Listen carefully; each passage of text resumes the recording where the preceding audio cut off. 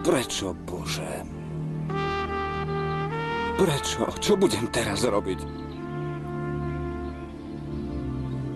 Ako mám všetkým ľuďom zaplatiť? Mám hypotéku na dom.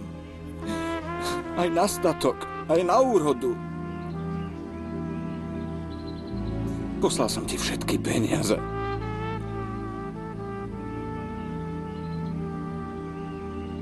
Čo mám robiť? Som hrozný hlupák. Prečo som ti len uveril? Ako to, že si ma mohla takto zradiť? A prečo? Prečo? Veď si ma milovala. Viem, že si ma milovala. Milovala si ma. Nie. Nie. Ty si ma nemilovala. Jediný, kto miloval, jediný, kto obetoval celú svoju dušu, celé telo, obetoval celý život, som ja! Len ja. Čo mám teraz robiť?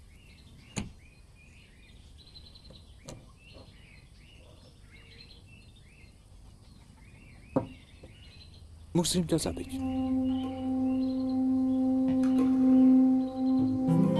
Musím ťa zabiť.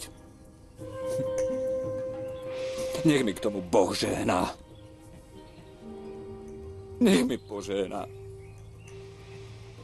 Nech ťa prekľaje sám Satan, ty biedná. Ty žobráčka. Preklínam ťa. Preklínam ťa. Nech ťa diabol prekľaje. Nech ťa prekľaje diabol, ty žobráč. Preklínam ťa. Preklínam ťa. Pane Bože, čo sa deje, Jacinto? Strašne zúri. To ten list ho tak rozúril. Čo to doňho vošlo? Vždy bol taký milý, taký dobrý človek. Nikdy som ho takéhoto nevidel. A čo budeš robiť? To neviem. Nechce so mnou hovoriť. Ale ty by si sa tam mohla pozrieť. A keby niečo, daj mi vedieť. Ale len z diaľky. Nechcem, aby si vylial zlosť na mne. Mám z neho strach. Počuješ ho, ako kričí? Áno, naozaj ide z neho hrôza. Áno, je to príšerné.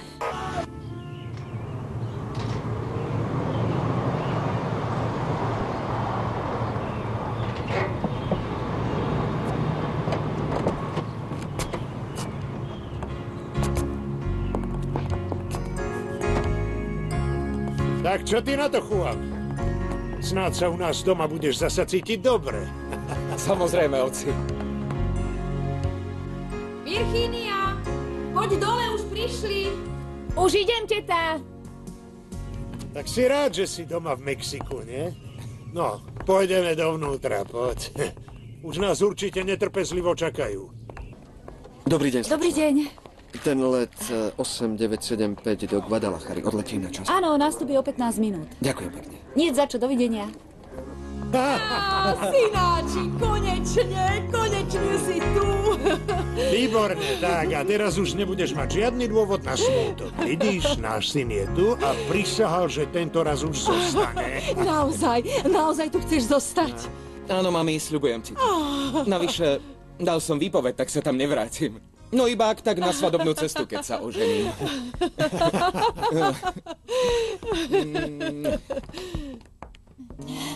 Virginia.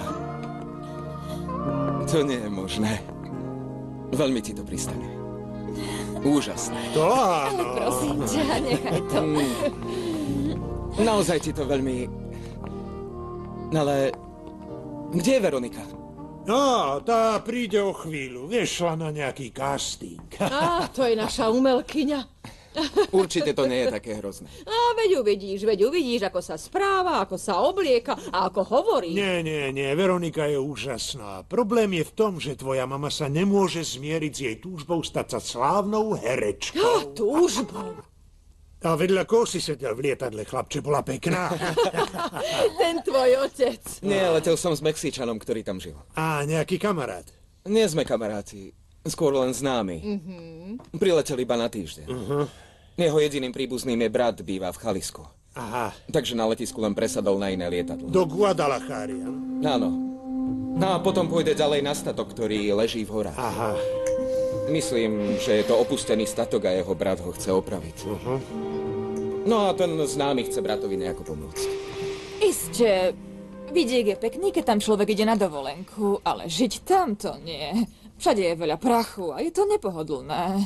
Tak to vidíš, že? Dnešné ženy sú poriadne rozmaznané, to je neskutočné.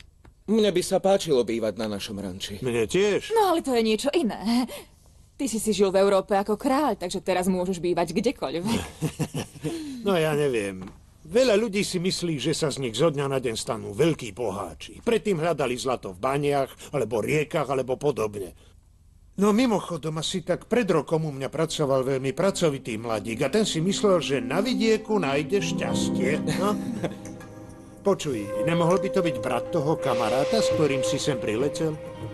Neviem. Môžeme sa ho spýtať, hovoril, že sa tu staví. A kto je to? Ako sa volá?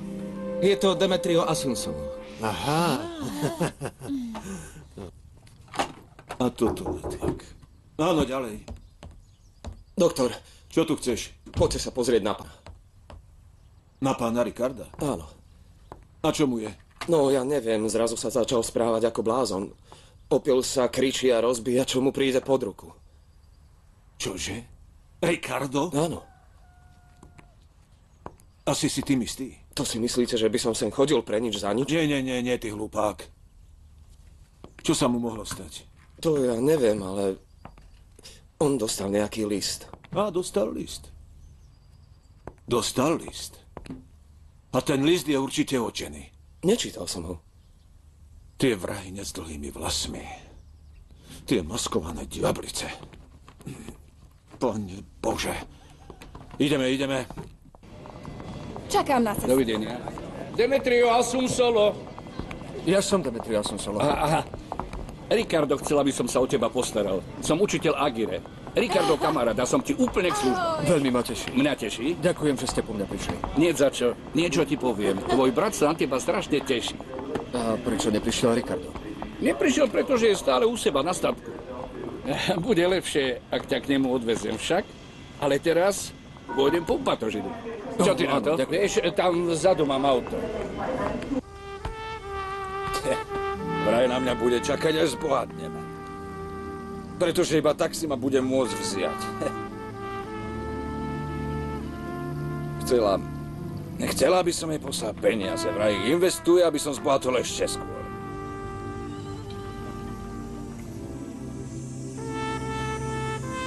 A ja hlupák som jej poslal všetky svoje peniaze.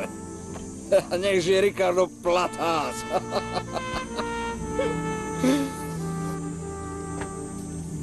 Zaslúžim si to. To už je jasné. Ako hovorieval dedo, každý vol šťastne olizuje oje.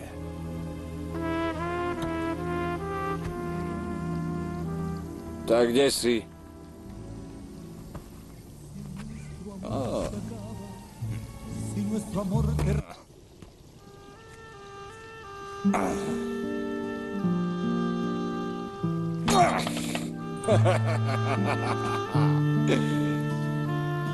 Tak kde si?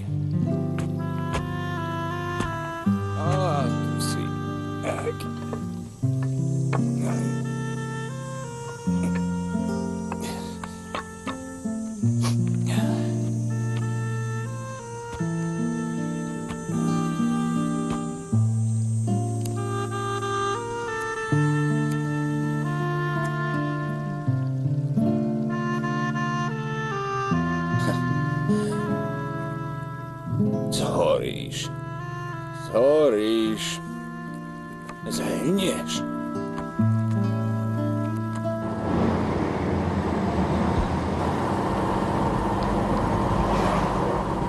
Čo som povedal? Nerozumeli ste? Povedal som vám, nech zmiznete, tak bežte! No ale pane, Choďte preč! Ricardo, nechajte ho Odíďte! na pokoji, je opitý. Vy ste nikdy nevideli opitého chlapa? Nikdy ste ma nevideli opitého? no videli, ale... Nechajte ho tak, preboha, to sa nemôže podľa chuti opiť. Nerobte paniku.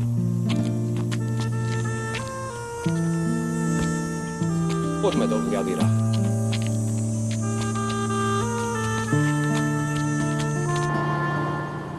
Všetko sa tu úplne zmenilo.